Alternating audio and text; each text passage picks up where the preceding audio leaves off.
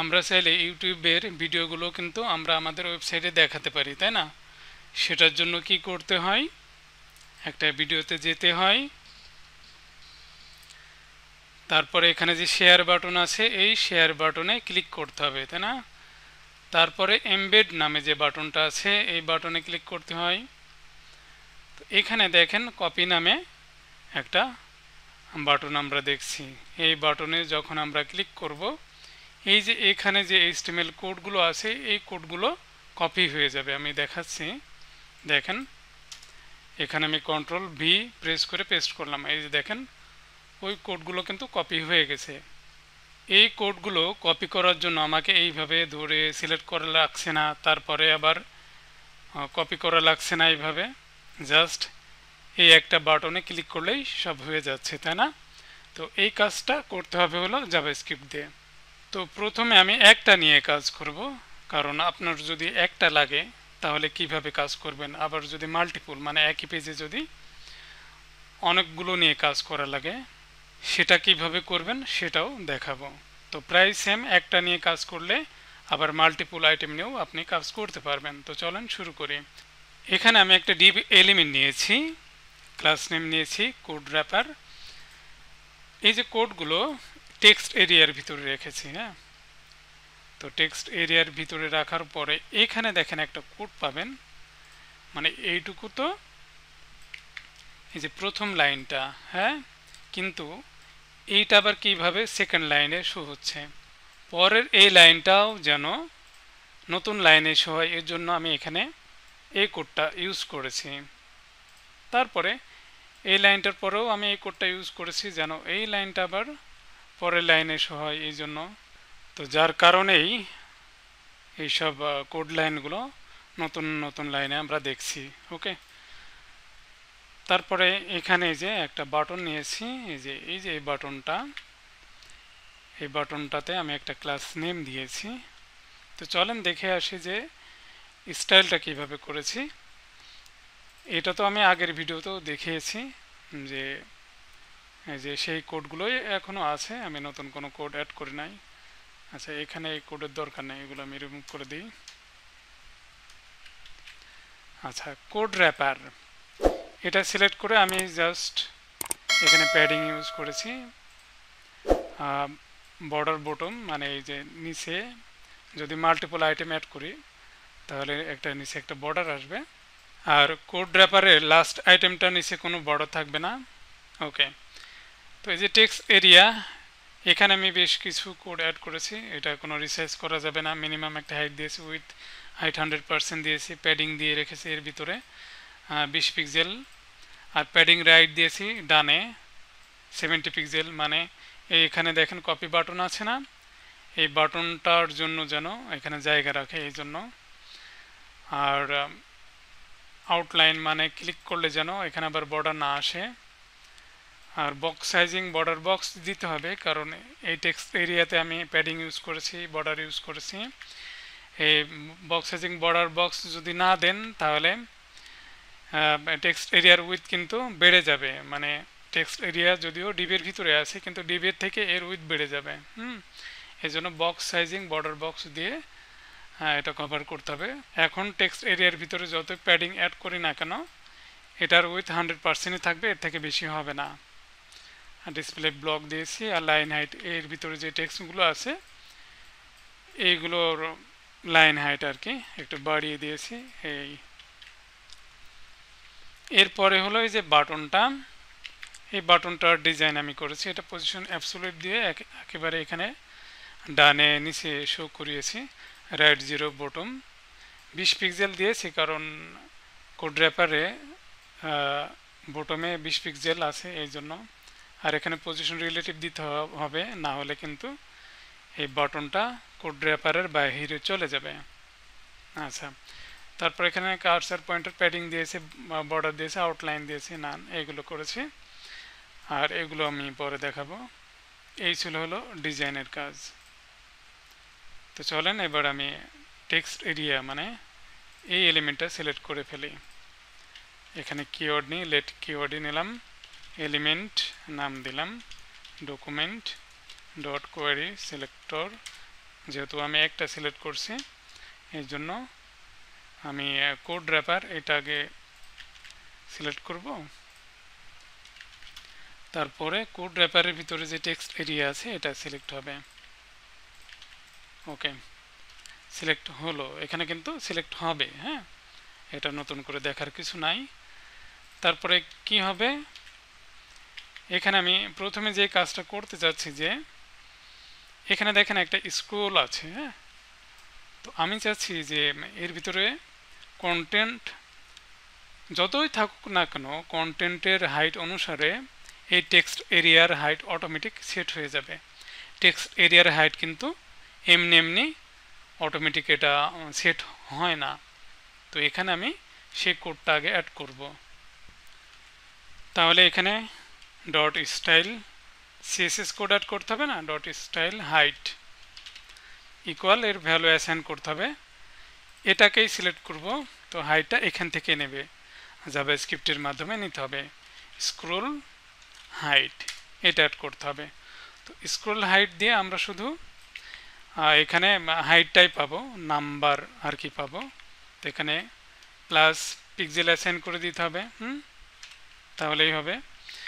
মানে এই যে এখানে কিন্তু কন্টেন্ট অনেক থাকলে এখানে স্ক্রোল চলে আসবে। তো টোটালি কতটুকু হয় সেই অনুসারে আসবে। তো এটা অলরেডি চলে এসছে। তো আমি ইন্সপেক্ট করে দেখাই, এখানে এই যে দেখেন 140 পিক্সেল এসছে। তারপরেও আমরা দেখছি স্ক্রোল বারটা রয়ে গেছে। তো এটা আছে মূলত এইখানে বর্ডারের কারণে। ওকে, এখানে যেটা আছে এটা ঠিকই আছে, কিন্তু এখানে যে বর্ডার আমরা অ্যাড করেছি উপরে এবং নিচে এক পিক্সেল বর্ডার আছে। তো আমাদের কি করতে হবে, এখানে 2 যোগ করতে হবে, মানে 2 বাড়িয়ে দিতে হবে, যেন উপরে এবং নিচে যে বর্ডার আছে এই বর্ডারটার সাইজটা এখানে কভার করে নেয়। এই যে এবার দেখেন চলে গেল স্ক্রোল বারটা। তাহলে আমার অটোমেটিক হাইটের কাজ শেষ। এবার আমি যখন এর ভিতরে ক্লিক করব, মানে টেক্সট এরিয়াতে ক্লিক করব, তখন এইগুলো সব সিলেক্ট হয়ে যাবে। তো এটা কিভাবে করতে হবে, জাস্ট এটা অ্যাড করেন। এখানে আমি অন ক্লিক, যেহেতু ক্লিক করব অন ক্লিক এই ইভেন্ট অ্যাড করতে হবে। আমি অ্যারো ফাংশন অ্যাড করি। এখানে কি করতে হবে, এই এলিমেন্টটা কি হবে, এলিমেন্টটাতে সিলেক্ট, জাভাস্ক্রিপ্টের একটা মেথড আছে সিলেক্ট, এটা অ্যাড করে দিলেই এখানে সিলেক্ট হয়ে যাবে। তো চলেন দেখি, এই যে ক্লিক করলাম এটা সিলেক্ট হয়ে গেল। তাহলে এই কাজটা আমার শেষ। ওকে, এবার আমি এই যে কপি বাটন, এই বাটনে যখন ক্লিক করব তখন এই কোডগুলো সিলেক্ট তো করবেই, এটা তো করবেই, এবং সেই সাথে সাথে এর ভিতরে যে টেক্সটগুলো আছে সিলেক্ট করে ক্লিপবোর্ডে কপি করে ফেলবে। এই কাজটা করব এখন আমি। এখন এই বাটনটাকে কি আমি আবার আলাদা করে সিলেক্ট করব? এখানে যেভাবে সিলেক্ট করেছি এটা আমাদের লাগবে না। কেন লাগবে না আমি দেখাচ্ছি। যে এখান থেকে আগে দেখাই, যে দেখেন এই টেক্সট এরিয়ার ঠিক পরেই দেখেন বাটন এলিমেন্টটা আছে, তাই না? টেক্সট এরিয়ার ঠিক পরেই। তো অলরেডি আমরা টেক্সট এরিয়াকে সিলেক্ট করেছি। তো আমি কনসোলে গিয়ে দেখাই যে console.log এলিমেন্ট, আমরা তো টেক্সট এরিয়াটা পাবো এটা আমরা জানি, কিন্তু আমি এখানে ডির এটা লিখে দিই, তাহলে আমরা অবজেক্ট আকারে এটা পাবো। এখানে একটা জিনিস পাবেন যে নেক্সট এলিমেন্ট সিবলিং। এই যে দেখেন নেক্সট এলিমেন্ট সিবলিং মানে হলো এই যে টেক্সট এরিয়ার এর ঠিক পরে যে এলিমেন্টটা আছে সেটা। তো এই প্রপার্টি যদি আমি এখানে অ্যাড করি তাহলে কিন্তু এই টেক্সট এরিয়ার পরে যে এলিমেন্টই থাকুক না কেন সেটা কিন্তু পেয়ে যাবে। এই যে দেখেন পেয়ে গেছে। ওকে, তাহলে বুঝতেই পারলেন। তাহলে এখন আমি কি করব, এটা কেটে দিই, অ্যাড করি। এখানেও আমি অন ক্লিক ইভেন্ট অ্যাড করব, অ্যারো ফাংশন অ্যাড করে ফেললাম। এই বাটনে যখন ক্লিক করব তখন এই টেক্সটগুলো আগের মতো সিলেক্ট করে ফেলবে। তো অলরেডি এখানে কোডটা আছে, জাস্ট আমি এটাকে এখানে পেস্ট করে দিলাম, ক্লিক করে এই যে দেখেন সিলেক্ট করে ফেললো। তো এই সিলেক্ট করা মানেই কিন্তু এই টেক্সটগুলো কিন্তু কপি করে ক্লিপবোর্ডে নেয় নাই, এখনও নেয় নাই। তো এটা নিতে হবে। তো আমি কনসোলে গিয়ে একটা জিনিস দেখাচ্ছি যে কনসোল ডট লগ নেভিগেটর, এই যে দেখেন নেভিগেটর নামে একটা অবজেক্ট আমরা পেয়েছি। এখানে ক্লিপবোর্ড নামে একটা জিনিস আছে, হ্যাঁ ক্লিপবোর্ড। তো এটা আমরা অ্যাড করব। ক্লিপবোর্ডের রাইট টেক্সট নামে একটা মেথড আছে, রাইট টেক্সট। এর ভিতরে আমাদের টেক্সটগুলো অ্যাড করে দিতে হবে। হ্যাঁ, এর ভিতরে টেক্সট আমি কিভাবে পাবো? এই যে এলিমেন্ট টেক্সট এরিয়া, এটা কিন্তু টেক্সট এরিয়া। তো টেক্সট এরিয়ার ভ্যালু নিতে হলে, মানে টেক্সট এরিয়ার ভিতরে যে টেক্সট আছে সেটা নিতে হলে ভ্যালু, এখানে ভ্যালু লিখতে হবে, তাহলেই হবে। তো এটা কনসোলে নেওয়ার দরকার নেই, আমি এখানে রাখছি। ওকে, ভ্যালু নিতে হবে। কিন্তু অন্য কোনো এলিমেন্ট হলে, ধরেন টেক্সট এরিয়ার পরিবর্তে হয়তো এখানে আপনি পি এলিমেন্ট কিংবা ডিভ এলিমেন্ট নিলেন, তাহলে কিন্তু তখন আর এখানে ভ্যালু নেওয়া যাবে না। তখন আপনাকে inner text element dot inner text বা ইনার এইচটিএমএল এইগুলো নিতে হবে। এগুলো আমরা অনেকবার করেছি, অনেকবার। এবার দেখি এটা কাজ করছে কিনা। এটা কেটে দিই, ক্লিক করি। আমি এখানে এগুলো ডিলিট করে দিয়ে কন্ট্রোল ভি প্রেস করি, দেখি। এই যে দেখেন এখানে যা কিছু আছে সব কিছু এখানে পেস্ট হয়ে গেছে। তার মানে আমি আবার দেখাচ্ছি, এই বাটনে যখন আমি ক্লিক করছি এই টেক্সটগুলো সিলেক্ট করে কপি করে ক্লিপবোর্ডে রেখে দিচ্ছে। তারপরে আমি এখানে যখন কন্ট্রোল ভি পেস্ট করছি বা মাউসের রাইট বাটন ক্লিক করে পেস্ট করেন, এই যে এগুলো পেস্ট হয়ে গেল। ওকে, আমি এই বাটনে, ইউটিউবের এই বাটনে যখন ক্লিক করব, এগুলো সিলেক্ট হয়ে কপি তো হবে। এখানে একটা টুল টিপ আকারে বা একটা ডায়লগ, ছোট্ট একটা ডায়লগ বক্স ওপেন হবে, দেখবেন। ক্লিক করছি, এই যে দেখেন লিঙ্ক কপিড টু ক্লিপবোর্ড, এই লেখাটা আসছে। তো এরকম জিনিস আমি এখানেও চাচ্ছি। তো কি করতে হবে? এর জন্য প্রথমে আমি এখানে একটা এইচটিএমএল এলিমেন্ট নিব। তো এটা আমি নিচ্ছি। অবশ্যই জাভাস্ক্রিপ্টের উপরে রাখতে হবে, না হলে কিন্তু হবে না। নিলাম। এখন এটাকে সিলেক্ট করব। তো এর যে ডিজাইন সেটা আমি দেখিয়ে দিচ্ছি আগে, যে ডিজাইনটা আছে এটাকে কমেন্ট করে দিই, তাহলে দেখতে পাবেন। এই যে দেখেন এখানে আমি এর উইডথ দিয়েছি, ব্যাকগ্রাউন্ড কালার দিয়েছি টেক্সটের কালার আর কি, বর্ডার রেডিয়াস দিয়েছি, মানে কর্নারগুলো একটু রাউন্ড করে দিয়েছি, প্যাডিং দিয়েছি, পজিশন ফিক্সড করে দিয়েছি। হ্যাঁ, পজিশন ফিক্সড করে দিয়েছি যেন এখানে স্টিকি হয়ে থাকে। আর জেড ইন্ডেক্স এর ভ্যালু বাড়িয়ে দিয়েছি যেন এলিমেন্টটা সবার উপরে শো হয়, যেন কোনোভাবে হিডেন না হয়ে যায়, কোনো এলিমেন্টের নিচে যেন চাপা পড়ে না যায়। এই জন্য লেফট 20 পিক্সেল, মানে বাম দিক থেকে 20 পিক্সেল সরে এসে এটা শো হচ্ছে। আর এখানে ট্রানজিশন এই বটমের সাথে এটার সাথে অ্যাড করেছি, কারণ বটম -3 EM দেওয়া আছে। এখানে আমি বেশি করেও দিতে পারি, 5 EM দিলাম, কোনো সমস্যা নাই। এটা কি করবে? বটম মাইনাস মানে নেগেটিভ ভ্যালু দেওয়া আছে। তো এই যে দেখেন নিচে একেবারে স্ক্রিনের ভিতরে গিয়ে হিডেন হয়ে গেছে। তারপরে যখন ওই এলিমেন্টে শো নামে একটা ক্লাস নেম অ্যাড করব আমি, তখন বটমের এই নেগেটিভ ভ্যালু এটা চলে গিয়ে বটম 20 পিক্সেল অ্যাড হবে। এই টুল টিপটা নিচের দিক থেকে 20 পিক্সেল উপরে এসে শো হবে। কিন্তু এই যে যেহেতু আমি এখানে ট্রানজিশন অ্যাড করেছি, স্মুথলি ওটা আসবে। ওকে, একেবারে হুট করে চলে আসবে না, স্মুথলি। এই যে 0.3s টাইম দিয়েছি, স্মুথলি ওটা শো হবে, ঠিক যেমন আমাদের এখানে হচ্ছিল। ওকে, তো চলেন ডিজাইনের কোড তো আমরা দেখলাম, এবার আমরা জাভাস্ক্রিপ্টের কোড করে ফেলি। এখানে আমি ক্লাস নেমটা একটু চেঞ্জ করে দিয়েছি। ক্লাস নেমটা আমি এখান থেকে কপি করে নিয়ে এই কাজটা আমি এই যে বাটনে ক্লিক করছি, এই অন ক্লিক এই ইভেন্টের ভিতরে আমরা অ্যাড করব। কারণ যখন এখানে ক্লিক করব কপি হবে, এই কাজটা আগে হবে, কপি হবে। হ্যাঁ, ক্লিপবোর্ডে কপি হবে, তারপরে ওইটা এখানে শো হবে। এইগুলো এর ভিতরেই থাকবে। হ্যাঁ, তো এখানে আমি সিলেক্ট করি আগে কপিড, এটাই লিখলাম ডকুমেন্ট ডট কোয়ারি সিলেক্টর, যেহেতু একটাই এলিমেন্ট তো এইভাবে সিলেক্ট করতে হবে। ওকে, সিলেক্ট হয়ে গেল। এখন এই এলিমেন্টে একটা ক্লাস নেম অ্যাড করতে হবে। কি ক্লাস নেম মনে আছে নিশ্চয়ই, যে শো নামে একটা ক্লাস নেম অ্যাড হবে। ওকে, তো আমি এখানে সেমিকোলন দিলাম, দিয়ে এবার দেখি ক্লিক করি, এই যে দেখেন ওপেন হচ্ছে।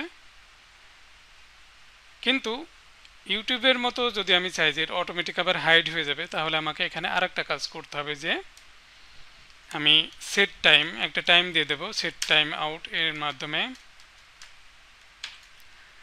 এখানে আমি ফাংশনটা অ্যাড করি আগে, আর টাইম এখানে আমি 1.5 সেকেন্ড মানে 1500 মিলি সেকেন্ড দিলাম। ওকে, তো আবার ক্লাস নেমটা রিমুভ করে দিবে। রিমুভ এখানে আগে অ্যাড করবে, তারপরে এটা শো হবে এরকম, কিন্তু ঠিক 1.5 সেকেন্ড পরে ক্লাস নেম এটা রিমুভ করে দেবে, তার মানে এটা আবার এখানে হাইড হয়ে যাবে। তো চলেন দেখি, আবার ক্লিক করি, এই যে দেখেন অটোমেটিক হাইড হয়ে গেল। আবার ক্লিক করছি, এই যে দেখেন হাইড হয়ে যাচ্ছে 1.5 সেকেন্ড পরে। এতক্ষণ আমি একটা আইটেম নিয়ে কাজ করা দেখালাম, এখন আমি মাল্টিপল আইটেম নিয়ে কিভাবে কাজ করবেন সেটাই দেখাবো। এটা খুবই ইজি। আমি এখানে আর ওই যে ডিভ এলিমেন্ট দুইটা অ্যাড করেছি, এটা হলো আগের ওইটা, আরও দুইটা আমি অ্যাড করে দিয়েছি। হ্যাঁ, তো এখানে যে জিনিসটা না দেখালেই নয়, সেটা হলো এই যে এখানে, হ্যাঁ এখানে দুইটা কোড দেখছেন, এটা কি কারণে আমি দেখাচ্ছি। এই যে কনসোল লগ এর পাশে দেখেন স্পেস আছে, দুইটা স্পেস এখানে অ্যাড করেছি। এগুলোকে ANSI কোড বলে। এই যে এটা অ্যাড করলে এখানে স্পেস আসবে, দুইবার অ্যাড করেছি তো দুইটা স্পেস এখানে এসছে। আর এটা তো দেখিয়েছি যে এটা হলো পরের টেক্সটটা নতুন লাইনে শো করবে। এইগুলো কিন্তু এর ভিতরে আমরা দেখছি না, কিন্তু এটা কাজ করছে, দেখছেন। আচ্ছা, এখন মাল্টিপল আইটেম আমরা অ্যাড করে ফেললাম, এগুলো আমি এখানে কলাপস করে দিই, কলাপস করে দিলাম। এখন মাল্টিপল আইটেম নিয়ে কাজ করতে হলে জাস্ট আমার কি করতে হবে, এখানে কোয়ারি সিলেক্টর অল, সব এলিমেন্টগুলো যেহেতু সিলেক্ট করতে হবে, এটা আগে অ্যাড করতে হবে। আর এখানে আমি এস অ্যাড করি, যেহেতু এখানে মাল্টিপল আইটেম অ্যাড হচ্ছে, এই জন্য এস অ্যাড করলাম। ওকে, এখন এটাকে লুপ করতে হবে। হ্যাঁ, তো আমি লুপ করি, ফর লুপ করি, তারপরে এই যে অ্যারে এলিমেন্টস এখানে অ্যাড করে দিলাম, তাহলেই হবে। তাহলে এই যে এখানে আমরা এলিমেন্ট পাচ্ছি। এখন সব কোডগুলো জাস্ট এখানে যত কোড আছে সবগুলো এর ভিতরে যাবে, তাহলেই হবে। তো আমি কার্লি ব্র্যাকেটের এই এন ট্যাগটা এখানে আমি পেস্ট করলাম, করে রাইট বাটন ক্লিক করে ফরম্যাট ডকুমেন্টে ক্লিক করলাম। এই গ্যাপগুলো কমিয়ে দিই। ওকে, তো আমি সেভ করে দেখি এটা কাজ করছে কিনা।